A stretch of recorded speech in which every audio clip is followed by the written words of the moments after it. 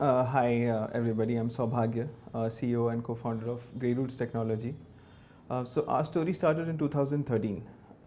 So back then, I was a young manager with the country's largest FMCG marketing company, Hindustan Unilever Limited. And I was given the responsibility of handling some of the most critical mobility projects, distribution technology projects for the company. And while working on some of those challenges, I realized that there were a lot of modern innovations that had come around that same time, around 2011, 2012, including GPS, including the early days of artificial intelligence. And a lot of these large companies, large brands weren't successfully tapping into those technologies. So if you looked at the IT market around that time frame, a lot of the vendors were really working on just improving legacy software with incremental changes.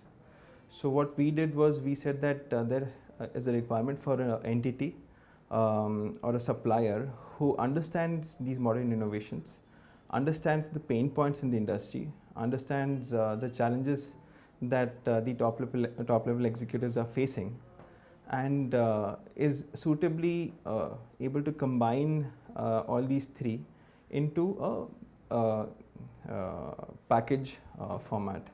So that is how Grayroutes really started. So we created this mobile application for end users. We called it Graydrop. So Graydrop really wanted to solve the problem of location intelligence for last mile logistics. It was instantly recognized. It was an instant hit. We were immediately recognized as the top 75 startups in Economic Times Power of Ideas. That gave us the platform, and it connected us to a set of mentors who were very helpful in creating and helping us refine our business plan and take it to action. What also helped us was very early traction. So even the first couple of months of our operation, we actually scored revenues with customers like Nivea, with customers like GlaxoSmithKline. And this was a huge recognition of the kind of vision that we started with. So when an enterprise customer directly goes and buys from you, it's a recognition of the fact that you know that industry, you know the problems, and you are being able to create a product to solve it. So 2014 was the year when we cracked one of our early customers, Procter Gamble. So Procter Gamble had a set of challenges that they were trying to deal with. And when we pitched our solutions, they said these are the exact same solutions that we've been looking for, but we weren't able to find. So again, a testimony to our mission. So with regards to the kind of pain points that we solve for the industry, so we solve the problem of field force productivity. Globally, this business intelligence and sales analytics market is valued at in excess of around 65 to 70 billion dollars, out of which real-time sales analytics happens to be around $30 billion or so. So within this large segment, there are a slew of market leaders who've been able to provide business information, business analytics at a macro level. So I would count Nielsen, for example, as one of the significant players in this space. Now what Nielsen does is it provides macro level planning data, macro level demand data to some of these enterprises, which companies have been successfully able to use in the last few decades to help plan resources at a macro level. So when I say macro level, so it's about how many managers should they have within a certain state, how many distributors should they have in a certain state. But when it comes down to on-field execution, which we call as the last mile, that's where the challenges really start cropping up. How many sales resources should you have on the field? In which areas? In which territories? Is that the right number? Are they suitably able to cover those markets, given that you expect them to cover 30 to 35 outlets in a day, but turns out only 11 to 12 calls actually happen. And all of this is a complete black box. So the real need or the real pain point that all top level executives today are facing is tracking their sales resources from a productivity point of view.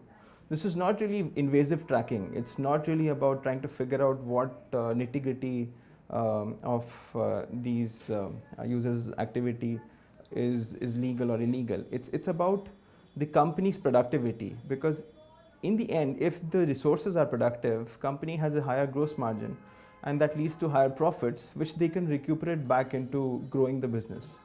So that's precisely what we do. We are a platform for profitable growth. Now, profitable growth is a keyword that sort of picked up around 1990s, and this is something which is the need of the hour. It's about being able to identify growth opportunities within your existing operations, and then achieving those and converting those opportunities without incurring exceedingly high costs. So the real intent of our mobile applications is to arm these last mile users to understand their neighborhood, to understand their localities, and to execute at an unparalleled level. So GrayFOS, which essentially stands for Intelligent Feet on Street, arms these sales representatives or marketing executives on the field with a set of analytical tools. So what are these analytical tools? It's an advanced map view that we provide within our application, which tells them how their territory is split into smaller markets. We've coined a term nano market. So what this means is that every sales guy is responsible for achieving success within his set of markets that he operates in.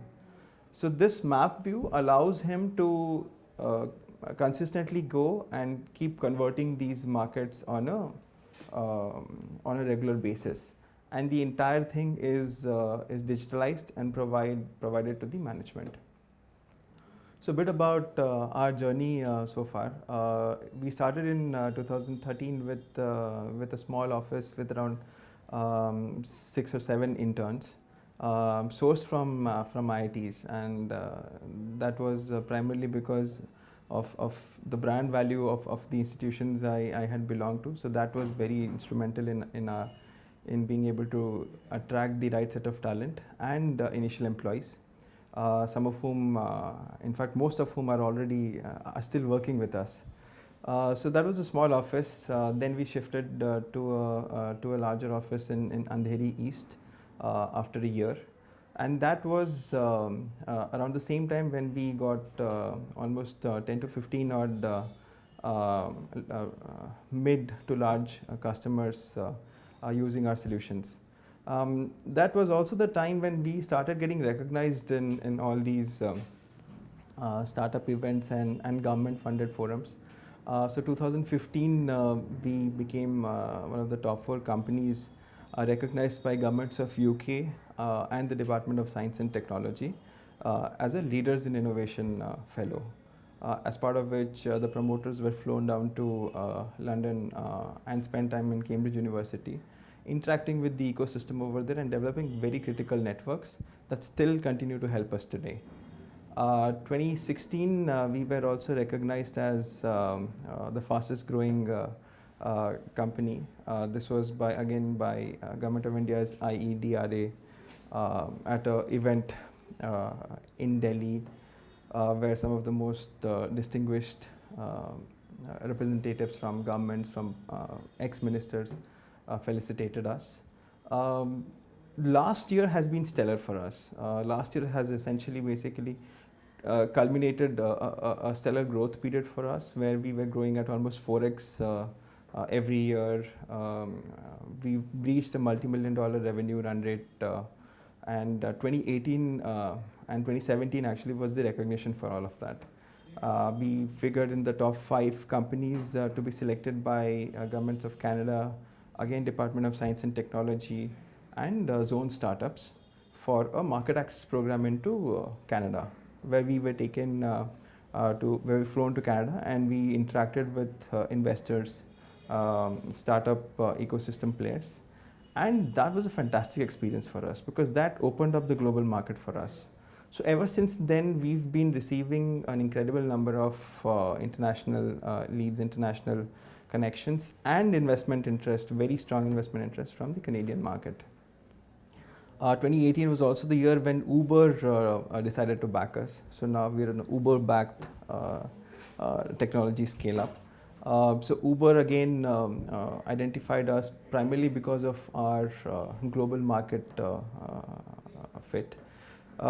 Because what we are doing essentially around location intelligence and neighborhood analytics is something which is extremely hot, as they say, in the North American, in the Latin American geography. Companies today are fighting with each other. Brands today are fighting for share of shelf, both in the digital as well as the offline worlds. And practically every customer you talk to is essentially using the same set of tools. So what is going to differentiate these customers today when they go to win market share? It's the disruption, it's the disruptive tools. And what we've identified is the neighborhood analytics platform. So our neighborhood analytics platform today is powering the top 3 players in FMCG in India and 13 other countries. So we count customers like P&G, ITC, Metro Cash and Carry, and these are all large, very global, multi-billion-dollar brands that have trusted us for almost 3.5, 4 years. We enjoy a very fruitful, very intriguing relationship with the senior management in these organizations. And 2018 was also the year when we probably achieved something of a stellar level, which was Government of India invited us. So they evaluated over 1,000 technology startups and then invited us as one of the top 13 to potentially work with Government of India. And very happy to say that we're actually working with Government of India today, and it's one of the topmost intelligence agencies, and we happen to be one of the very few B2B companies that actually partner the Government of India on that front. The way forward for us is extremely clear. We've actually gone ahead and recruited some of the most influential customers in each vertical, and our goal is to continuously scale deeper, grow both our bottom line as well as top line by recruiting more customers in the mid-market range. And for that, we've suitably taken a lot of pricing decisions as well, where we have enterprise pricing modules as well as SMB-friendly pricing modules. Our goal has always been to take something which is extremely expensive, something extremely prohibitive, like let's say market research data, which only the best brands could have used until yesterday. So we take that and we are bringing that to the mass market, thereby empowering a slew of brands and overall helping the industry grow, right? Because we can grow the fastest if we are the enablers for the industry, and it's basically like a virtuous cycle. We enable industries to grow, industries allow us to grow faster. So in terms of employees, we have almost 40 plus employees working across 3 locations. We're setting up a office in Montreal in Canada, and we're also looking at Latin America and Southeast Asia for further growth opportunities, where we already have a few customers. I would say that this is one of the best personal experiences for me as well, because when we started out in 2013, we just had a vision of taking last mile and then organizing it with real-time data. Today, the kind of work that we do is actually helping large enterprises change the industry, right? So when I was earlier talking about profitable growth, the mantra really is to be thinking blue ocean, right? So what is blue ocean? So you want to create new avenues, you want to create new methods of generating profits. So today when I sit with an enterprise customer and talk to his director, he actually tells me that because of using our solution for the last 18-20 months, they've actually grown market shares from 46% to 51%, from 10% to 13%, and that's real value that we've generated. So we look forward to this partnership with the potential customers and investors like you. Welcome to our journey.